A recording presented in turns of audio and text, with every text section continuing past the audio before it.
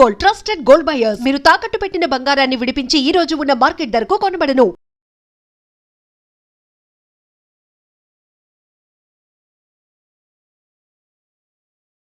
సనాతన ధర్మ పరిరక్షణ పుణ్యం 1% హస్బెండ్కి రాదు, 100% ఆవిడ దగ్గరే ఉంటుంది. స్త్రీ ఏదైనా పాపం చేసిందనుకోండి, ఇది ఒక బంపర్ ఆఫర్ అనమాట, మన శాస్త్రాలు ఇచ్చింది. బాగుందా మీకు? చాలా మంది ఏదైనా మంచి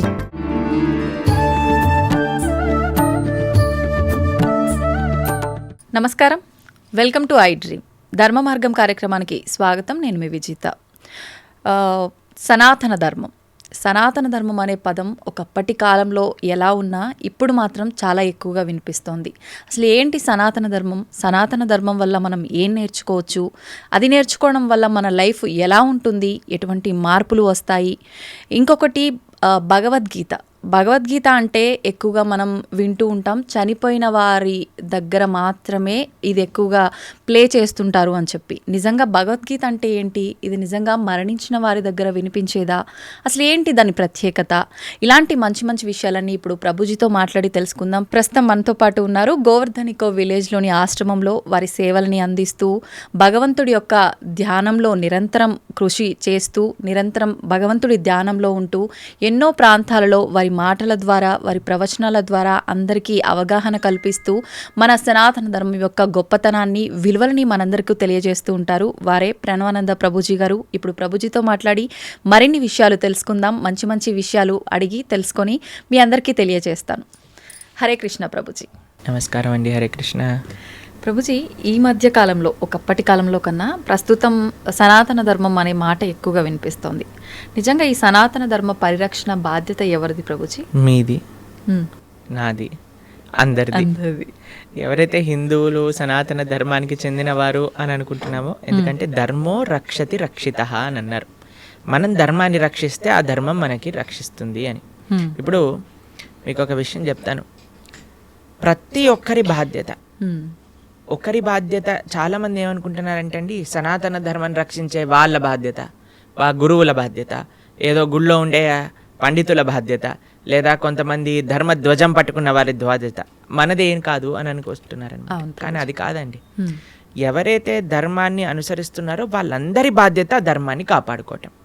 ధర్మాన్ని ఎలా కాపాడుకుంటామండి? మేము ఏం చేయాలి ధర్మాన్ని కాపాడుకోవటం అని అంటే చాలా సింపుల్ విషయం అండి. ధర్మాన్ని ఆచరించటమే ధర్మాన్ని కాపాడుకోవటం అనేది. మనం కానీ ధర్మాన్ని చక్కగా పెద్దల నుంచి తెలుసుకొని, గురువుల దగ్గర నుంచి తెలుసుకొని ఆచరించామనుకోండి, ధర్మం కాపాడబడుతుంది. ఇంకొక విషయం, అన్నిటికంటే ముఖ్యమైన విషయం, ఈ ధర్మాన్ని ఈ ప్రస్తుత సమాజంలో కాపాడాలి అని అంటే, ఒకటి ఆచరించటం, రెండు భావితరాలు పిల్లలకి చెప్పటం ఏంటి ధర్మం ఏంటి అని. ఒక ఆయనని మేము అడిగాం, అయ్యా దసరా పండుగ ఏం చేస్తారు అని అంటే, ఏముందండి పులిహోర తింటాము, దసరా స్పెషల్ సినిమా చూస్తాము, అంతే. ఇంకా పండగ ఏంటి, అసలు పండగ ఎందుకు జరుపుకుంటారు, ఏం చేయాలి ఆ రోజు, ఏం తెలియదండి. కరెక్ట్. కాబట్టి మనం ఎప్పుడైతే అవి తెలుసుకుంటామో, తెలుసుకొని పిల్లలకి చెప్తాము.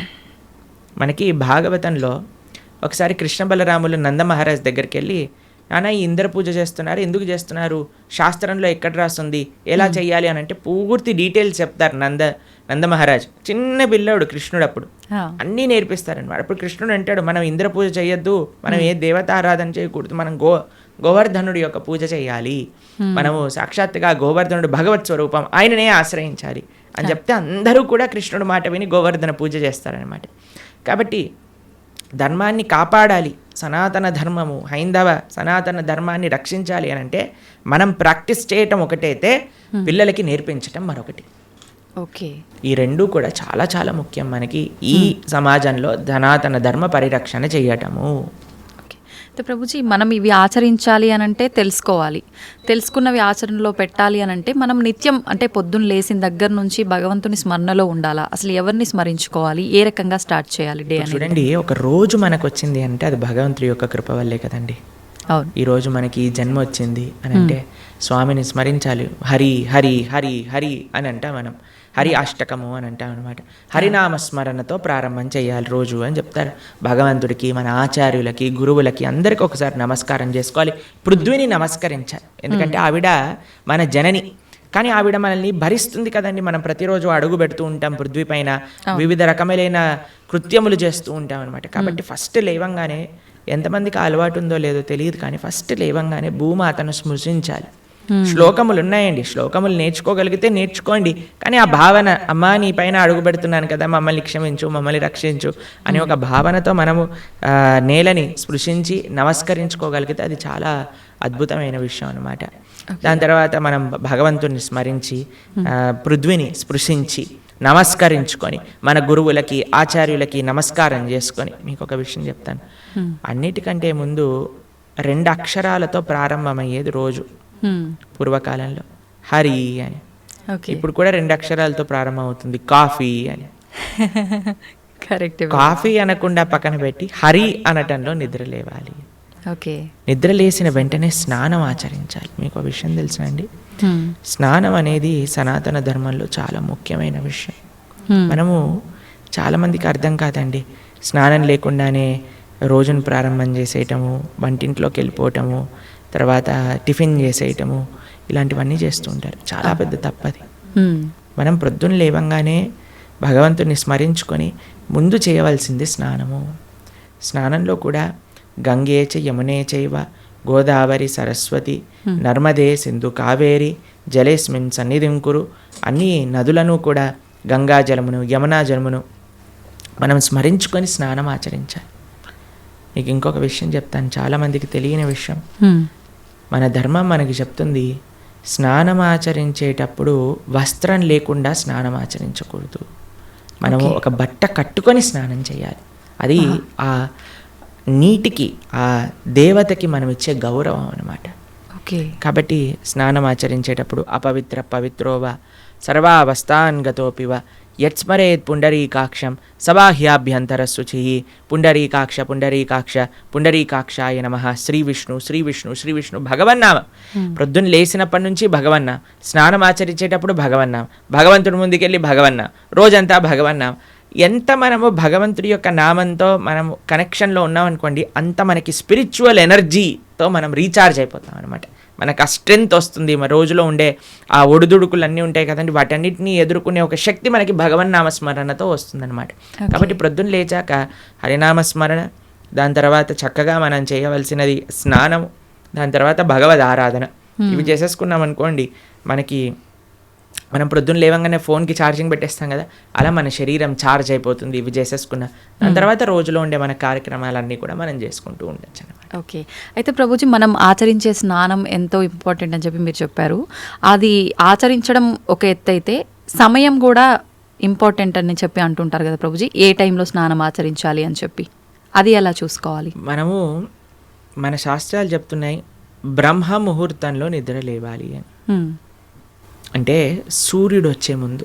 ఓకే. ఇప్పుడు మీకు ఒక విషయం చెప్తాను, మీ ఇంటికి ఒక గెస్ట్ వస్తున్నారు అనుకోండి, సరే ఈరోజు మీకు పండగ రోజు మీరు ఏం చేస్తారు, అరే ఈరోజు పండగ త్వరగా లేవాలి, త్వరగా లేసుకొని కార్యక్రమాలన్నీ చేసుకొని నైవేద్యాలన్నీ తయారు చేసుకొని మనం త్వరగా ఈ పండుగను ముగించుకోవాలి, అమ్మవారి పూజ చేసుకోవాలని మీరు అనుకుంటారు, అవునా కాదా చెప్పండి. లేదా ఒక గెస్ట్ వస్తున్నారు అనుకోండి, సపోజ్ మీ గురువు గారు రేపు మీ ఇంటికి వస్తున్నారు అన్నారు అనుకోండి, మీ గురువు గారు ఇంటికి వచ్చాక బయట నాక్ చేశాక మీరు లేచి స్నానం చేసి రెడీ అవుతారా, లేదా ఆయన వచ్చే ముందే అన్ని సదుపాయాలన్నీ కూడా సక్రమంగా చేసుకొని పెట్టుకుంటారా చెప్పండి? వచ్చే ముందే చేస్తాం, అంతే కదండి. ఎవరైనా గెస్ట్ వచ్చినా, మన ఇంటి గురువులు వచ్చినా, ఎవరో ఒకళ్ళు అలా చేసుకుంటాం కదా. సూర్య భగవానుడు ప్రత్యక్షంగా మనకి భగవంతుడి యొక్క స్వరూపం మనకి దర్శనమిస్తున్నారు. ఆయన ప్రతిరోజు ఉదయించే ముందే మనం నిద్ర లేవాలి, దాన్ని బ్రహ్మ ముహూర్తము అని అంటారు. సూర్యోదయం కంటే ముందు మనం నిద్రలేచి మన యొక్క స్నానాది కార్యములన్నీ పూర్తి చేసుకొని మనం రెడీగా ఉండాలి సూర్యుడిని స్వాగతించడానికి. మన యొక్క భగవన్నామ స్మరణ చేసుకుంటూ మనం రెడీ అయిపోతాం అనమాట. అందుకే సంధ్యావందనాది కార్యక్రమములు మనం ప్రొద్దున పూట, మధ్యాహ్నం పూట, సాయంకాలం పూట 3 పూటలు చేస్తాం అనమాట.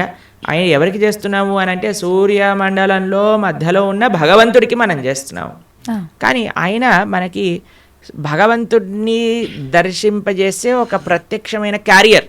ఓకే. కాబట్టి మనం ఆయన వచ్చే ముందే మనం నిద్ర లేవాలి, ఆయన రాకముందే మన యొక్క నిత్య కృత్యములన్నీ కూడా పూర్తి చేసుకొని మనము ఆధ్యాత్మిక కార్యక్రమంలో నిమగ్నమై ఉండాలి.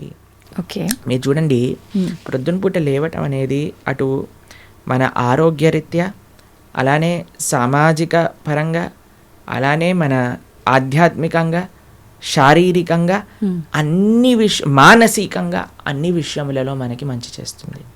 అందుకే early to bed and early to rice keeps a man healthy, wealthy and wise అని అన్నారు. కాబట్టి ప్రొద్దున పూట బ్రహ్మముహూర్తంలో నిద్ర లేచి స్నానం ఆచరించవలే. ఇది ప్రతి సనాతన ధర్మానికి సంబంధించిన వారు తప్పక ఆచరించాల్సిన ఒక పద్ధతి. ఓకే. అయితే ప్రభుజీ, మనం మాట్లాడుకున్న దాంట్లో ఇంకొకటి భగవంతుడి ఆరాధన. చాలా వరకు అంటే ఇంట్లో మగవారు పూజ చేస్తేనే మంచి ఫలితం పొందుతారు అని చెప్పి ఈ మధ్య కాలంలో చెప్తున్నారు. కానీ ఎక్కువగా ఆడవాళ్ళే పూజ చేస్తుంటారు. అసలు నిజంగా ఆడవాళ్ళే పూజ చేయాలా, మగవారు చేయొచ్చా? అసలు మగవారు చేయాల్సిన కార్యక్రమాలు ఏంటి ఆధ్యాత్మిక పరంగా? ఎవరెవరు ఉద్ధరింపబడాలి అని అనుకుంటారో, ఎవరెవరికి భగవంతు అనుగ్రహం కావాలనుకుంటున్నారో వాళ్ళు చేయాలండి. మీకు విషయం చెప్తాను.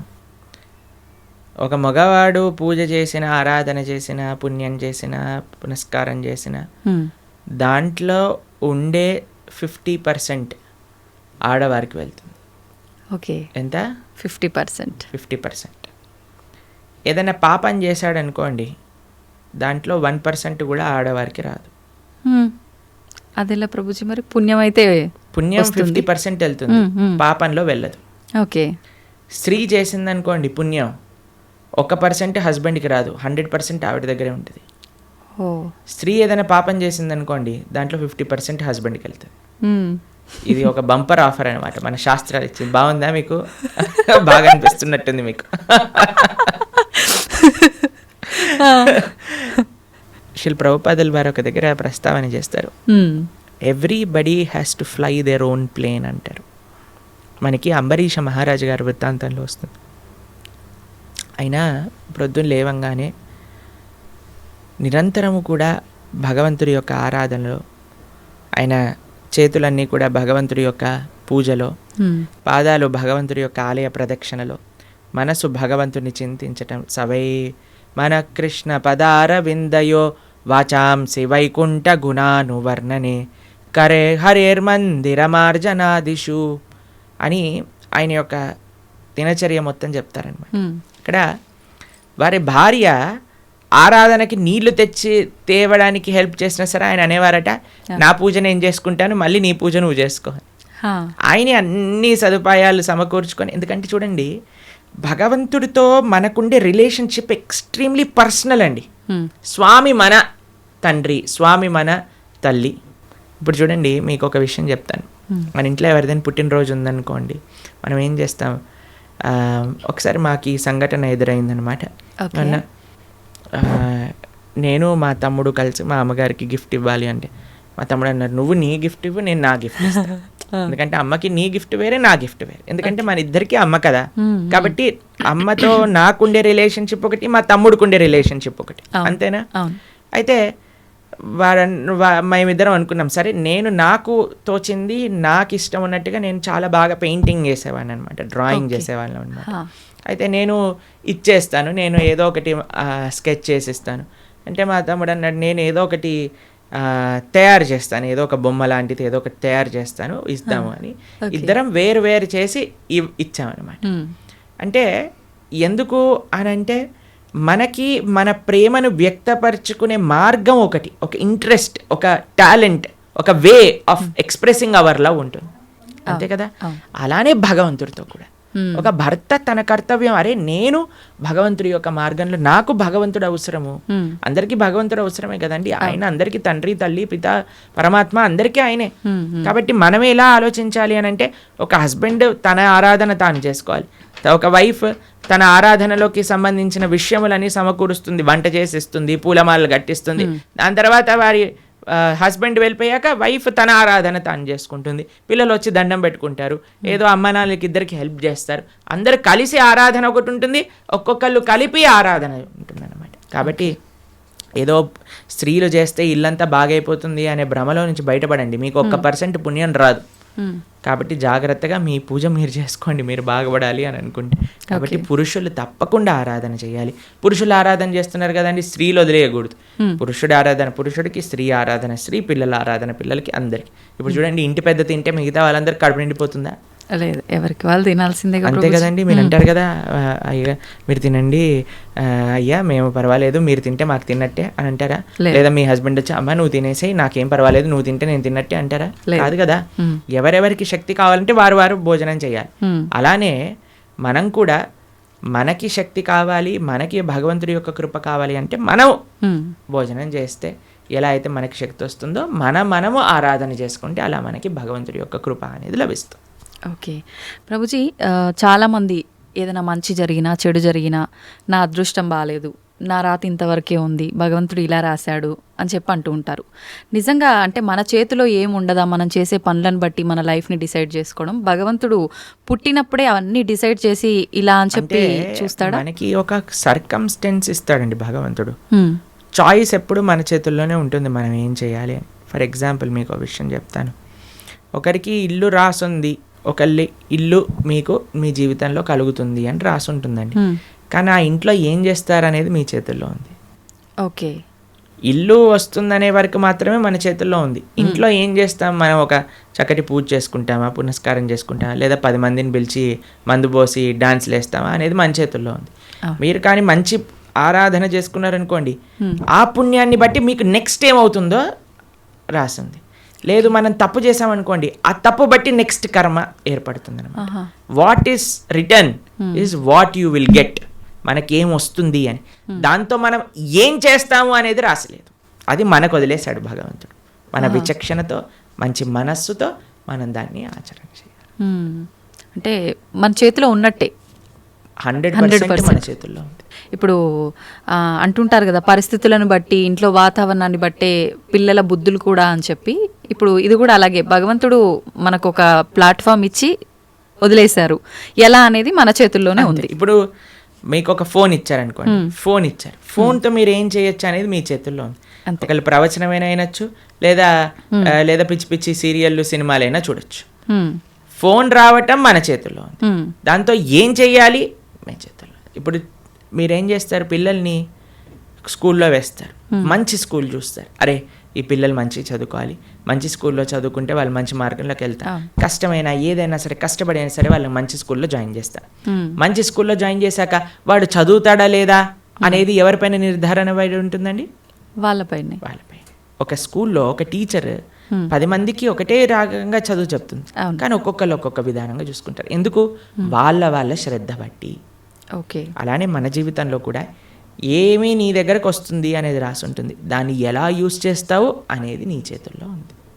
ఓకే ప్రభుజీ, అంటే దీని ఆధారంగా తీసుకుంటే అంతా మంచిగా ఎక్కువ డివోషనల్ సైడ్ ఉండి అన్ని మంచి పనులు చేసి న్యాయంగా ఉన్న వాళ్ళు కూడా చాలామంది ఇబ్బందులు పడుతున్న వాళ్ళని కూడా చూస్తున్నాం కదా, మరి భగవంతుడు అలాంటి వాళ్ళకి ఎందుకు సపోర్ట్ చేయడంటారు? మీకు ఒక విషయం చెప్తాను, చాలా జాగ్రత్తగా ఆలోచించవలసిన విషయం. మీకు నిజంగా ధార్మికంగా, నిజంగా ఆధ్యాత్మికంగా ఉంటే వాడెప్పుడు నాకు ఇబ్బంది వచ్చిందని అన్నాడు. మీకు ఒక విషయం చెప్తాను. మా అమ్మమ్మ ఆవిడ పెద్దజీయర్ స్వామి వారి యొక్క శిష్యులు అనమాట. అయితే చాలా వృద్ధురాలు, 85 years దాటిపోయి ఉంటుంది. నడిచేటప్పుడు ఇలా వంగిపోయి నడుస్తారనమాట, మొత్తం ఇలా కిందికే చూస్తారు ఆల్మోస్ట్గా. Okay okay. చాలా ఆరోగ్యం అస్సలు బాగుండదన్నమాట. అయితే మాకు ఒకసారి ఫోన్ చేశారు. ఫోన్ చేశాక ఆవిడ రోజు ఒక 6-7 గంటలు భగవన్ నామ స్మరణ చేస్తారు. విష్ణు సహస్రనామం రోజు 2 పూటలు చదువుకుంటారు, గీతా పారాయణ చేస్తారు, అన్నీ చేస్తారు. ఒకసారి నాకు ఫోన్ చేశారు, ఆ అమ్మమ్మ యొక్క ఆరోగ్యం అస్సలు బాగాలేదు, ఫోన్ చేసి ఆవిడ యొక్క ఆరోగ్యం బాగా అవ్వాలి, భగవంతుడికి ప్రార్థన చేస్తున్నానని చెప్పు అని అన్నారనమాట.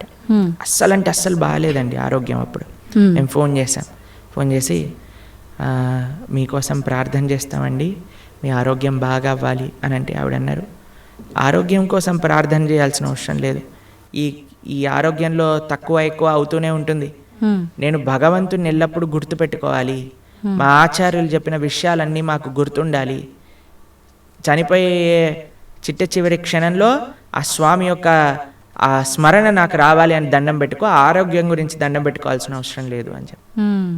నిజంగా ధార్మికమైన చింతన ఎవరికైనా ఉందనుకోండి, వారు ఎప్పుడూ కూడా నాకు వచ్చే కష్టం అని అనుకోరండి. వచ్చే ఒకటే కష్టం ఏంటో తెలుసా అండి, భగవంతుణ్ణి విస్మరించటమే నిజమైన కష్టం జీవుడికి. అది లేనప్పుడు ఏ కష్టంలోనైనా సరే భగవంతుడు కుంతిమారని ఏమంటుందో తెలుసా అండి, అయ్యా నాకు ఇంకా ఇంకా కష్టాలు ఇవ్వు కృష్ణ అంటుంది. ఎందుకో తెలుసా, కష్టాలు ఇచ్చినప్పుడు నిన్ను గుర్తొస్తున్నారు, మాకు సుఖాలు వచ్చాయనుకో నిన్ను మర్చిపోతాం.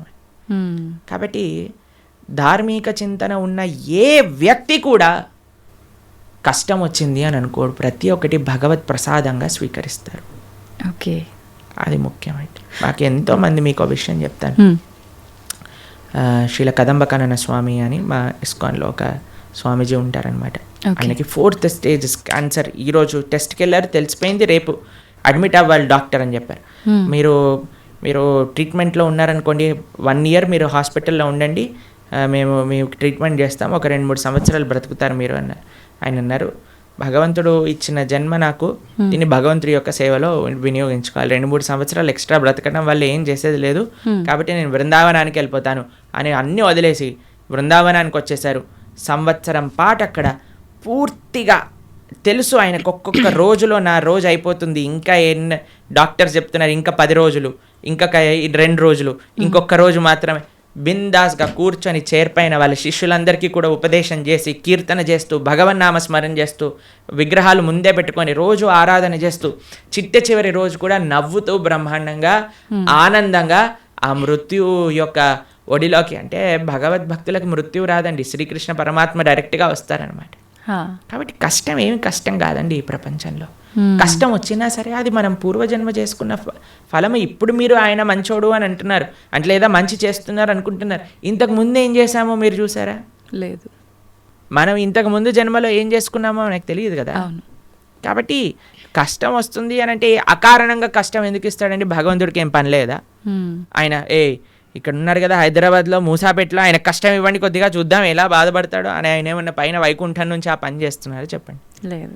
ఆయన ఎందుకు అంటాడండి ఎవరికైనా కష్టం తెప్పించాలి అని భగవంతుడు ఎందుకు అనుకుంటాడు చెప్పండి? ఇప్పుడు మీరు చూడండి, చిన్నపిల్లలు ఇప్పుడు నేను బాగా అల్లరి చేశారనుకోండి, రూమ్లో వేసేస్తారు, వేసేసి లాక్ పెట్టేసి ఏడుస్తారనమాట పిల్లలందరూ చాలా. అమ్మాయి ఏమన్నా కావాల్సుకొని రే మా పిల్లవాడు బాగా ఏడుస్తున్నాడు అని ఆనందపడుతుందా అండి? ఎందుకు వేసింది రూమ్లో? తెలుసుకోవాలని, అల్లరి మానేయాలి, మంచిగా ఉండాలి బుద్ధిగా కదండి. అమ్మ ఒక కొట్టినా, ఒక మాట అన్నదా, తిట్టినా, రూమ్లో వేసినా, దేనికైనా సరే ఒక పనిష్మెంట్ ఎందుకు వస్తుంది? ఎందుకంటే మారి మంచి విషయములు తెలుసుకొని ముందుకెళ్తారేమో. భగవంతుడు కూడా మనకి ఏదన్నా ఇచ్చాడు అని అంటే, ఒక కష్టం ఇచ్చాడు అని అంటే, ఆ కష్టం నుంచి ఏం నేర్చుకోవాలి? Failures are stepping stones for success అని అంటారు. ఒక నష్టం జరిగినా, ఒక ఏదైనా సరే, అరే మనం ఇంకా ఇంకా ఇంకా భగవన్ నామస్మరణ ఎలా చేసుకోవాలి, భగవంతుడికి దగ్గరికి ఎలా అవ్వాలి. ఇప్పుడు మీకు ఒక విషయం చెప్తానండి. బృందావనంలో లాస్ట్ ఇయర్ మేము ఆ వీడియో చూస్తున్నాం అనమాట. యమునా నది మొత్తం పొంగిపోయి బృందావనం మొత్తం కూడా మునిగిపోయిందనమాట. అందరు షాపులలోకి, ఇంట్లలోకి, అన్నిట్లోకి నీళ్ళు వచ్చేసాయి మొత్తం కూడా. అయితే ఇంటర్వ్యూ చేసే వాళ్ళు వెళ్తున్నారనమాట. వెళ్తూ టీవీ ఛానల్లో వాళ్ళు, ఏమనిపిస్తుందండి మీకు, ఏమనిపిస్తుందండి అంటే, ఓ బహుత్ మజా ఆ రహా హై, యమునా మహారాణి హమారే ఘర్ మే ఆ గయి హై అని ఆరతులు ఇస్తున్నారనమాట.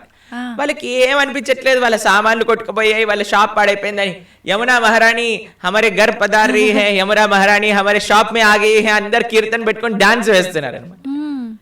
చూడండి, అదే మన ఇంట్లో నీళ్ళు వచ్చాయనుకోండి, హే ఈ గవర్నమెంట్ గలీజ్ది, ఇది ఇట్లా అయిపోయింది, అది అలా అయిపోయింది అని మనం ఏడుస్తూ ఉంటాం. చూసే విధానం అండి జీవితంలో. ఒకటి కష్టం వచ్చినా, నష్టం వచ్చినా భగవత్ ప్రసాదంగా ఉన్నాం అనుకోండి, ఏం పెద్ద కష్టం లేదు. కానీ పరమాత్మ ఎవరికి కష్టం ఇవ్వాలి అని అనుకోరు. మన యొక్క పూర్వజన్మ ఫలితం మనకు ఒక విధంగా వచ్చింది అనుకోండి, దాన్ని స్వీకరించాలి. తండ్రి ఐ అక్సెప్ట్ అని ముందుకెళ్ళాలి. ఓకే ప్రభుజీ, ఇప్పుడు మీరు చెప్పినట్టుగా అమ్మమ్మ గారి విషయం అయితే కానీ, గురువు గారి విషయం ఒకటి చెప్పారు, అదైతే ఏంటి, ఇప్పుడు యమునా నది గురించి చెప్పింది. ఇంత ప్రశాంతంగా కష్టం వచ్చినా ఇది కష్టం కాదు, అది కూడా భగవంతుడి కృపే, ఆయన అనుగ్రహమే అని చెప్పి దాన్ని సుఖంగా భావించాలి అని అంటే నిజంగా అసలు అంత ఈజీగా ఎలా సాధ్యపడుతుంది? ఈ కుటుంబ జీవనంలో ఉన్న వాళ్ళకి ఇదంతా ఎంత ఆధ్యాత్మికంగా ఉన్నా సాధ్యపడుతుంది అంటారా? చెప్పిన వాళ్ళందరూ కుటుంబ జీవితం ఉన్నారు, కానీ ఎక్కడో కొంతమంది, అందరికీ అలా సాధ్యపడాలంటే చాలా ఈజీ అండి. భగవంతుడి పైన నమ్మకం ఉండాలి, అంతే, ఇంకేం అవసరం లేదు. ఇప్పుడు మీకు ఒక విషయం చెప్తానండి. మీ డాటర్స్ ఉన్నారు, మీ డాటర్స్కి మా అమ్మ నాన్న నాకు చేసింది మంచి అని అనుకుంటే మీరు ఏమన్నా సరే వాళ్ళు యాక్సెప్ట్ చేస్తారు, మీ మాట వింటారు. అవును. వాళ్ళు అనుకున్నారనుకోండి, మా అమ్మకి ఏం తెలుసు నా గురించి, నాకు బాగా తెలుసు, నాకు ఏది మంచో ఏది చెడు అని అంటే మీరు ఏమంటారండి మీ పిల్లల్ని చూసి? అరే ఇంత చిన్న పిల్లలు రా, మీకేం తెలుసు మంచి చెడు అంటే ఏంటో, అదే అనుకుంటాం కదా. అవును. కాబట్టి మనకి ఎలా తెలుస్తుందండి మంచి అంటే చెడు అంటే ఏంటి అని? అరే భగవంతుడి పైన, అరే భగవంతుడికి తెలియదు ఉంటుందా చెప్పండి? లేదు. స్వామి మనల్ని సృష్టించిన వ్యక్తి, ఆయనకి తెలియదా అండి మనకి మంచేది చెడేది అని? ఆయన పైన నమ్మకం ఉండాలంటే, స్వామి మారోబి రాకోబి, నువ్వేం చేసినా నాకు మంచి చేస్తావు, నమస్కారం అనండి, అంతే. ఇంకా ఏం జరిగినా సరే మనం దాన్ని తీసుకోగలము. ఆ భక్తి, ఆ శరణాగతి భగవంతుడి పైన ఉండాలంతే. ఓకే ప్రభుజీ, మన హిందూ ధర్మం విషయానికి వస్తే కొన్ని కోట్ల దేవతలు రకరకాల రూపాలుగా ఆరాధిస్తారు. ఎందుకని? భగవంతుడు ఒక్కడే కదా, ఇన్ని రూపాలుగా ఎందుకు ఆరాధించాలంటారు? భగవంతుడు ఎన్నో రూపాల్లో లేడండి, భగవంతుడు ఒక్కడే. గోవిందం ఆదిపురుషం తమహం భజామి. ఆ స్వామి ఇప్పుడు చూడండి, మన కంట్రీ తీసుకున్నాం అనుకోండి, ఒక ప్రైమ్ మినిస్టర్ ఉంటాడు. ఆ ప్రైమ్ మినిస్టర్ యొక్క క్యాబినెట్లో మిగతా మంత్రులు ఉంటారనమాట. ఆ మంత్రుల యొక్క ఆఫీస్లో చాలా మంది పనిచేస్తూ ఉంటారు. ఇదంతా కలిపి మనం ఒక గవర్నమెంట్ అంటాం, అంతేనా? అలానే భగవంతుడు ఒక్కడే ఉంటాడు, ప్రైమ్ మినిస్టర్ ఒక్కడే ఉన్నట్టుగా భగవంతుడు ఒక్కడే ఉంటాడు. ఆయన యొక్క మినిస్ట్రీలో చాలా మంది మంత్రులు ఉంటారనమాట. ఒకడు వాటర్ డిపార్ట్మెంట్, వరుణుడు చూసుకుంటాడు. ఆ తర్వాత హోమ్ మినిస్ట్రీ ఇంద్రుడు చూసుకుంటాడు. లేదా మెయింటెనెన్స్ ఒక డిపార్ట్మెంట్, డిస్ట్రక్షన్ ఒక డిపార్ట్మెంట్, ఫైర్ ఒక డిపార్ట్మెంట్, ట్రెజరీ, ఫైనాన్స్ ఒక డిపార్ట్మెంట్. అట్లా ఒక్కొక్క దేవత దగ్గర ఒక్కొక్క డిపార్ట్మెంట్ ఉంది. దాని కింద చాలా మంది పనిచేస్తూ ఉంటారు. కానీ స్వామి ఏం చేస్తుంటారు? స్వామి ఇవన్నీ పట్టించుకోడండి పెద్దగా. స్వామి యొక్క పాదాలకు ఉండే ఒక ధూళి యొక్క కణం యొక్క కాంతి ఈ ప్రపంచాన్ని మొత్తం నడిపించేది, అంత శక్తి భగవంతుడి దగ్గర ఉంది. భగవంతుడు ఏం చేస్తాడు? కేవలం తన భక్తులతో తాను లీలలు చేస్తూ ఉంటారనమాట. తన భక్తుల యొక్క ప్రేమను ఆస్వాదన చేస్తూ ఉంటారు. స్వామి పెద్దగా సృష్టి చేసి, పద ఈరోజు భూమిని సృష్టి చేద్దాం, పద ఇక్కడ ఇది చేద్దాం అది చేద్దాం, ఆయన ఏం పట్టించుకోడు. ఆయన తన భక్తులు ఎక్కడెక్కడ ఎత్ర గాయంతి మద్భక్త తత్ర తిష్టామి నారద, తన భక్తులు రక్షించుకోవడానికి, తన భక్తుల్ని కాపాడుకోవడానికి, తన భక్తుల యొక్క ప్రేమను స్వీకరించడానికి స్వామి చేస్తుంటారు. మిగతావన్నీ ఆయన సిస్టమ్, ఒక సిస్టమ్ పెట్టేశారనుకోండి, ఆ సిస్టమ్ నడుస్తూనే ఉంటుంది. అలా భగవంతుడి యొక్క మినిస్ట్రీలో ఎంతో మంది దేవతలు ఉన్నారు. ఆ దేవత ఆ పని చేస్తూ ఉంటుంది. భగవంతుడు ఒక్కడే, దేవతలు చాలా మంది. దేవతలందరూ కూడా భగవంతుడి కింద ఆయన యొక్క సేవ చేస్తూ ఉన్నారనమాట. అది విశేషం. ప్రభుజీ, పుట్టుక చావు ఈ రెండు సృష్టి ధర్మం అందరికీ తెలిసిన విషయమే. పుట్టినప్పుడు ఎంతైతే సంతోషపడతామో, మరణం సంభవిస్తుంది అని తెలిసినప్పుడు అంతే ఎక్కువగా బాధపడతాం. అయితే కొంతమందికి ఇందాక మీరు చెప్పినట్టుగా ముందే డాక్టర్లు డిసైడ్ చేస్తారు ఇన్ని రోజుల కంటే ఎక్కువ బ్రతకరని. అలాంటి సందర్భాల్లో కూడా అసలు వాళ్ళు ఆ న్యూస్తో ఎక్కువ ఇబ్బంది పడి తొందరగా పోయే వాళ్ళు కూడా ఉన్నారు. అసలు వీటన్నిటి గురించి భగవద్గీతలో ఏం చెప్తారు?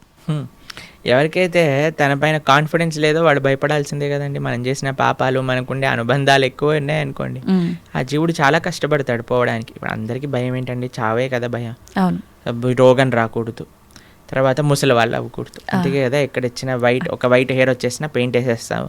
దాని తర్వాత మిగతా అన్ని మేకప్ డిపార్ట్మెంట్లు ఇవన్నీ ఎందుకు ఇంత ఫ్లరిష్ అవుతున్నాయంటే జనాలకి ఒకటే ముసలితనం వద్దు, రోగం వద్దు, చావద్దు. ఈ మూడింటిని తప్పించుకోలేము. ఇదే జీవితం అంటే. ఎంత మనం కవర్ వేసినా, ఎంత మనం ఏది చేసినా సరే మన యొక్క ఆ వయస్సు ముందుకు వెళ్ళిపోతూనే ఉంటుందండి. మనకి రోగగ్రస్తుని అవ్వాల్సిందే. కోటీశ్వరుడికి కరోనా రాదు, లేదండి మేము జస్ట్ మిడిల్ క్లాస్కి వస్తామంటుందా? అది ఎవరికైనా వస్తుంది, కంపల్సరీ బాధపడాల్సిందే. అందుకే ఈ ప్రపంచం అంటారు, ఈ ప్రపంచంలో అన్నిటినీ అడ్జస్ట్ చేయడానికి చూడకు అని అంటారు. జన్మ మృత్యు జరా వ్యాధి దుఃఖ దోషాను దర్శనం. ఈ దుఃఖములు అనేవి ప్రతి ఒక్కరికి ఈ ప్రపంచంలో ఉంటాయి. మనం ఆలోచించవలసింది ఏంటి అని అంటే, అరే ఈ దుఃఖాలే రాకుండా దీన్ని ఆపాలని ప్రయత్నం చేయక ఇది వస్తూనే ఉంటాయి, కానీ దీనికి పర్మనెంట్ సొల్యూషన్ ఏమిటి? ఇప్పుడు మీకు ఒక విషయం చెప్తాను. కొన్నిసార్లు శరీరం పైన పుండ్లు వస్తాయి, బాయిల్స్ అని అంటారు. వాటికి ఒక టెంపరీ ట్రీట్మెంట్ ఏంటి? డాక్టర్ దగ్గరికి వెళ్ళాను అనుకోండి, అది కట్ చేసేస్తారు. ఆ ప్రదేశంలో ఇలా ఒక ఆయింట్మెంట్ రాసేసి కట్టేసేస్తారు అనమాట. ఇక్కడ పోతుంది, ఇక్కడ వస్తుంది, ఇక్కడ పోతుంది, ఇక్కడ వస్తుంది, ఇక్కడ పోతుంది, ఇక్కడ వస్తుంది, ఇక్కడ పోతుంది, ఇక్కడ వస్తుంది.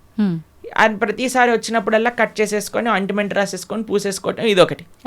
లేదు, ఇంకొద్దిగా డీప్గా వెళ్ళామనుకోండి, అసలు ఎందుకు ఇది వస్తుంది ఇన్ఫెక్షన్ అని అంటే బ్లడ్లో ఇంప్యూరిటీస్ ఉన్నాయి.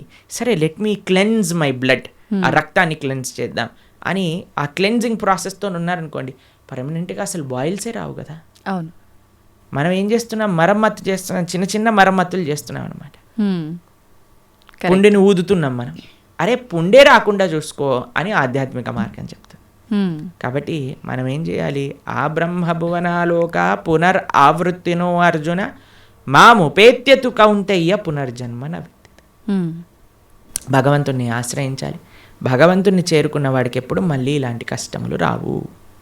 అందుకే జన్మ మృత్యు ఇవన్నీ కృష్ణుడు భగవద్గీతలు చెప్పారు. పుట్టిన ప్రతివాడు చావక తప్పదు, చచ్చిన ప్రతివాడు పుట్టక తప్పదు. ఎప్పటి వరకు? భగవంతుడి దగ్గరికి వెళ్ళనంత వరకు.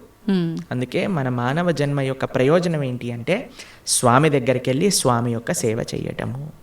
ఓకే ప్రభుజీ, భగవద్గీత అంటే ఇప్పుడు చాలా వరకు చనిపోయిన వాళ్ళు దగ్గర మాత్రమే వినిపిస్తోంది. అసలు ఏంటి నిజంగా భగవద్గీత అనేది ఆ సమయంలో మాత్రమే ఉపయోగించుకోవాల్సిన ఒక అంశం అంటారా? భగవద్గీత చనిపోయిన వారి దగ్గర పెట్టడంలో ఉండే అంతరార్థం ఏంటి అని అంటే, వీడు ఎలానో గీత నేర్చుకోకుండా వెళ్ళిపోయాడు, కనీసం మీరైనా మారండ్రా అని చెప్పే ఒక విషయం అనమాట. మీరు చూడండి, చనిపోయిన వాళ్ళ దగ్గర గరుడ పురాణాన్ని వినిపిస్తారు. తెలుసా మీకు ఎప్పుడైనా? గరుడ పురాణాన్ని పారాయణ చేయిస్తారనమాట ఎవరైనా చనిపోయారనుకోండి. గరుడ పురాణంలో ఏముంటుందో తెలుసా? నరకాలు ఎలాంటివి, ఎవరెవరు ఏ ఏ నరకానికి వెళ్తారు, ఏ ఏ తప్పులు చేయటం వల్ల ఆ నరకంలో ఏ ఏ శిక్షలు అనుభవించవలసి వస్తుంది అనేవన్నీ కూడా గరుడ పురాణంలో చెప్పున్నారనమాట. ఎందుకు చెప్తారు చనిపోయిన వాళ్ళ దగ్గర అంటే, మిగతా వాళ్ళైనా కనీసం ఇప్పుడు చూడండి, ఎక్కడికి రాకపోయినా వచ్చినా సరే చనిపోయారు అనేసరికి మొత్తం ఇంటిల్లిపాది ఒక దగ్గరకు వస్తుంది. అప్పుడు వచ్చినప్పుడు ఎప్పుడైతే వాళ్ళు ఈ విషయాలు వింటారో వాళ్ళ జీవితంలో పరాకుగా ఉంటారు అని అర్థం. ఓకే, కనీసం ఆ ఎక్స్పెక్టేషన్స్ అంటారు. ఇప్పుడు చూడండి, మన పోయినవాడు పోతాడు, తర్వాత మధ్యాహ్నం ఏంటి మెన్యూ చెప్పండి, ఏమి ఆర్డర్ చేయాలి క్యాటరింగ్ నుంచి అని అందరూ కూర్చొని సినిమాలు చూసుకుంటూ హ్యాపీగా 10-15 రకాలు భోజనం చేసి హాయిగా ఎవరింటికి వాళ్ళు వెళ్ళిపోతున్నారు. చనిపోయిన వాళ్ళ దగ్గర గీత చెప్పటంలో అంతరార్థం ఏంటి అని అంటే, వాడు పోయాడు, కనీసం నీ జీవితమైనా చక్క పెట్టుకో అని. ఓకే, కానీ చనిపోయినప్పుడు వినవలసింది కాదండి గీత. ఇప్పుడు మన గీత చదువుకుంటే మన రాత బాగుపడుతుంది, అందుకోసం గీత చదవమని చెప్తారనమాట. ఓకే, అది విశేషం. ప్రభుజీ, ఆలయాల విషయానికి వస్తే ప్రతి ఆలయంలో కూడా గంటలు ముఖ్యంగా మనకు కనిపిస్తూ ఉంటాయి. ఏంటి ప్రభుజీ గంటలకి ఆలయానికి ఉన్న సంబంధం? భగవంతుడి యొక్క నివేదన చేసేటప్పుడు గంటను మ్రోగించవలే అని ప్రతి దాంట్లో మనకు గంట ఉపయోగించరండి. కొన్ని కైంకర్యములు ఉంటాయి భగవంతుడికి. స్వామి యొక్క అభిషేకం చేసినప్పుడు అన్ని వాద్యములు కూడా గంటలో ఉంటాయి, గంట స్వరూపంలో ఉంటాయి అని అంటారనమాట. కాబట్టి ఆ గంటని భగవంతుడి యొక్క నైవేద్యములలో వాడుతుంటారు. స్వామికి నివేదన చేసేటప్పుడు గంటలు మోగుతూ ఉంటాయి. మీరు తిరుమల వెళ్ళారనుకోండి, టంగ్ టంగ్ టంగ్ టంగ్ అని మోగుతూ ఉంటాయి గంటలు, నైవేద్య గంటలు అనమాట. మీకు కృష్ణుడు ఒకసారి బృందావనంలో దొంగతనం చేయడానికి వెళ్ళారనమాట. అప్పుడు ఒక గోపిక ఏం చేసిందంటే అన్నీ ఉట్టి కట్టేసింది, వెన్న మొత్తం కూడా కృష్ణుడికి అందకూడదని. తర్వాత కృష్ణుడు ఏం చేసేవాడు, ఉట్టి కడితే రాయి వేసేసాడు వాడు. రాయి వేయంగానే కుండకి చిన్న రంధ్రం పడేది. చక్కగా అక్కడ నుంచి మొత్తం వెన్న ఇలా ఫౌంటైన్ లాగా, షవర్ లాగా వచ్చేసేది అనమాట. కింద అందరూ పాలు, పెరుగు, వెన్న, నెయ్యి అన్ని తాగేస్తూ ఉండేవారు. అయితే ఈ గోపిక కొద్దిగా తెలివైన గోపిక. ఇప్పుడు ఏం చేసింది తెలుసా అండి, ఈ ఉట్టితో పాటు గంటలు కూడా కట్టింది. ఉట్టిని ఊపారనుకోండి గంట మోగుతుంది, వెంటనే వచ్చి కృష్ణుడిని పట్టేసుకోవాలి. తర్వాత కృష్ణుడు అన్నాడు, సరే వెయ్యండి, ఒకళ్ళ పైన ఒకళ్ళు నించోండి అనగానే ఒకళ్ళు ఉన్నారు. కృష్ణుడు పైకి ఎక్కాడు. పైకి ఎక్కగానే గంటలు చూశాడనమాట. గంటలు చూసాగానే భగవంతుడు అన్నాడు, ఏ గంటలారా మోగకూడదు అని అన్నాడు. సరే స్వామి మీరు ఏం చెప్తే అది మోగము అని కూర్చున్నాయి అనమాట. కృష్ణుడు వెంటనే లోపల చేయబెట్టి బ్రహ్మాండంగా వెన్న తీసి అందరికీ పంచుతాడు. కృష్ణుడు ఎప్పుడు తాను తినేవాడు కాదండి, అందరికీ పంచేవాడు. మన భగవంతుడికి ఉన్న లక్షణమే అది, ఇవ్వటం తప్ప ఆయనకేం తెలియదు. ఇస్తుండేవాడు. తన స్నేహితులకు పెట్టేశారు, కోతులకు పెట్టేశారు, ఆయన దగ్గర ఉన్న వాళ్ళందరికి పెట్టేశారు. ఇంకా లాస్ట్కి ఆయన తినాలి అని నోట్లో పెట్టుకోగానే గంటలన్నీ మోగటం ప్రారంభం చేశాయి. ఆ గోపిక వచ్చేసింది, పట్టేసుకుంది. భగవంతుడు అనుకున్నాడు, ఆ గోపిక పట్టేసుకొని లాగేస్తుంటే, ఒరే గంటలారా చెప్పాను కదరా మిమ్మల్ని మోగద్దా అని, ఎందుకు మోగారు, ఇప్పటి వరకు బాగానే ఉన్నారు కదా. అయ్యా ఏం లేదండి మాకు అలవాటు కదా, మీరు నైవేద్యం స్వీకరిస్తుంటే మోగటామని, అందుకే మీరు తింటాం ప్రారంభం చేయగానే మేము మోగేసాము అని అన్నాయి అనమాట గంట. కాబట్టి అందరికీ కూడా భగవంతుడి యొక్క సేవలో వినియోగించుకోవాలి అనే ఒక లక్షణం ఉంటుందన్నమాట. గంట భగవంతుడికి నివేదన చేసేటప్పుడు గంట మోగించడం, భగవంతుడికి కైంకర్యం జరిగేటప్పుడు గంట మోగించడం. ఎందుకంటే సర్వ వాయిద్యములన్నీ కూడా ఘంటానాదంలో ఉంటాయి అని మన శాస్త్రములు చెప్తున్నాయి అన్నమాట. కాబట్టి గంటను ఉపయోగించాలి మంత్రంతో పాటు కైంకర్యంతో పాటు అని మనకు చెప్తారనమాట. ఓకే ప్రభుజీ, అలా అని ఊరికే ఆలయంలోకి వెళ్ళి టింగ్ టింగ్ అని ఊరికే ఎక్కడున్నా సరే ఏదున్నా పాపం భగవంతుడికి ఎందుకంటే డిస్టర్బెన్స్. కాబట్టి మనం వచ్చామని ఆయన గంట మోగిస్తేనే మన వైపు చూడడు. మనం మంచి చేస్తే ఆయన నువ్వు గంట మోగించినా సైలెంట్గా ఆలయం బయట నుంచి భగవంతుని చూసినా ఆయన మనల్ని చూస్తారు. ఎందుకంటే ఆయన చెప్పిన మాట వింటున్నాం కాబట్టి. ఏం మాట వినకుండా టంగ్ టంగ్ సినిమాలలో గా రక్తం గారేటట్టుగా గంటలు కొట్టి మనం కింద బేవోష్ అయిపోవాల్సిన అవసరం ఏం లేదు. భగవంతుడి యొక్క అటెన్షన్ కావాలి అనుకుంటే మనం స్వామి యొక్క మాటలు గీత భాగవత రామాయణాదులు మనం విని మనం దాని జీవితంలో ఆచరిస్తున్నాము అని అంటే స్వామి వెయిట్ చేస్తూ ఉంటారు. శ్రీల భక్తి సిద్ధాంత సరస్వతి ఠాకూర్ అని మా ఆచార్యులు ఆయన చెప్తారనమాట, don't try to see Krishna, serve Krishna in such a way that Krishna would want to see you అని అంటారు. ఆయన ఏమంటారంటే దేవుణ్ణి చూడాలి చూడాలి అని పరితపించకు, భగవంతుడి యొక్క సేవ ఎలా చెయ్యి అని అంటే భగవంతుడే నిన్ను చూడాలి అని అనుకోవాలి, అట్లా సేవ చేయటం నేర్చుకో అని అంటారనమాట వారు. కాబట్టి ఆ విధంగా మనం ఉండేటట్టుగా ప్రయత్నం చేసుకోవాలి. గంట ఆడవాళ్ళు కొట్టకూడదు పూజా సమయంలో హారతి ఇచ్చేటప్పుడు, కానీ పక్కన మగవాళ్ళు గంట కొట్టాలి ఆడవాళ్ళు హారతి ఇవ్వాలని వింటూ ఉంటాం. నిజంగా గంట ఆడవాళ్ళు కొట్టకూడదు అంటారు? అలాంటివి ఏం లేదండి, భగవంతుడి యొక్క సేవలో అందరు సమానమే. ఇంకొకటి సేవ అన్నారు. భగవంతుడికి భక్తితో మనం చేసే పనులు ఇష్టపడతాడా, లేదంటే సేవ చేస్తే ఎక్కువగా అనుగ్రహిస్తాడంటారా? భక్తితో సేవ చేస్తే ఇష్టపడతారు. పూజల కన్నా సేవని ఎక్కువగా ఇష్టపడతారా? సేవ అంటే భగవంతుడికి చేసే ఆరాధన కూడా సేవనే. శ్రీ విగ్రహ సేవ అని అంటాం. భగవంతుడికి నైవేద్యం సమర్పణ చేయటం సేవనే, లేదా గోవులకి సేవ చేయటం సేవనే, 10 మందికి భగవత్ ప్రసాదాన్ని నివేదన చేయటం సేవనే, 10 మందికి భగవంతుడికి సంబంధించిన విషయములు చెప్పటం సేవనే, ఆలయానికి వెళ్ళటం సేవనే. కాబట్టి భగవంతుడి యొక్క భక్తులకి సేవ చేయటం సేవనే. ఎన్నో రకాల సేవలు ఉన్నాయండి. స్వామి యొక్క ఆరాధన సేవాభావనతో ఏమి సేవ అంటే ఏంటో తెలుసా అండి? ఇప్పుడు ఏదైనా అపేక్షించామనుకోండి అది బిజినెస్ అవుతుంది, సేవ అవ్వదు. తండ్రి నేను ఈ పూజ చేస్తాను నువ్వు నాకు అది ఇవ్వు, సేవ కాదు, అది బిజినెస్. బిజినెస్ ట్రాన్సాక్షన్ మాత్రమే. సేవ అంటే నాకేం వద్దు తండ్రి నేను నీకు చేస్తా, అది సేవ. భగవంతుడికి సేవ కావాలి, ఈ బిజినెస్ వద్దు భగవంతుడు. ప్రభుజీ, చాలామంది పూజా కార్యక్రమాలు ఇలాంటి వాటికి దూరంగా ఉంటారు, కానీ అప్పుడప్పుడు పెద్ద పెద్ద క్షేత్రాలకి ఆలయాలకు వెళ్ళి భగవంతుడి ఆలయంలో క్లీనింగ్ ఇలాంటి కార్యక్రమాల్లో ఎక్కువగా పాల్గొంటుంటారు. అందువల్ల కూడా ఫలితం ఉంటుందంటారా వాళ్ళకి? భగవంతుడికి సంబంధించింది ఏ చేసినా ఫలితం ఉంటుందండి, కానీ కన్సిస్టెంట్గా చేయటం వల్ల అది మనకి. ఇప్పుడు చూడండి, ఒక వ్యక్తి అన్నారు అనుకోండి, సంవత్సరంలో 3 సార్లు యోగా చేస్తానండి, దానివల్ల ఏమవుతుందండి? పెద్ద రిజల్ట్ ఏమి ఉండదు కదా. అంతే కదా. కాబట్టి మనము సంవత్సరంలో 3 సార్లు పండగలు వచ్చినప్పుడు మేము ధార్మికం అయిపోతాం, అలా కాదండి. కాన్స్టెంట్గా వాకింగ్ చేశారనుకోండి దాని ఫలితం ఉంటుంది, కాన్స్టెంట్గా యోగా చేశారనుకోండి దాని ఫలితం ఉంటుంది, కాన్స్టెంట్గా భగవన్ నామస్మరణ చేయాలి, కాన్స్టెంట్గా భగవంతుడి యొక్క సేవ చేసుకోవాలి, అప్పుడు మనకి ఫలితం ఉంటుంది అనమాట. అందుకే అహైతుకి అప్రతిహత అని అన్నారు. అహైతుకి భక్తి, అప్రతిహత భక్తి అని అంటే ఏమీ అపేక్ష లేని, భగవంతుడి నుంచి ఏమి అపేక్షించకుండా కన్సిస్టెంట్గా చేసినప్పుడే భక్తి అవుతుంది. అది ముఖ్యం. హరే కృష్ణ. చాలా చక్కగా తెలియజేశారు ప్రభుజీ. ప్రతిసారి కూడా అంటే మా అందరిలో ఉన్న సందేహాలను నివృత్తి చేస్తూనే ఉంటారు. మళ్ళీ మరొక మంచి ఎపిసోడ్లో మంచి టాపిక్స్తో కలవాలని కోరుకుంటున్నాను ప్రభుజీ. ధన్యవాదాలు. హరే కృష్ణ మాత.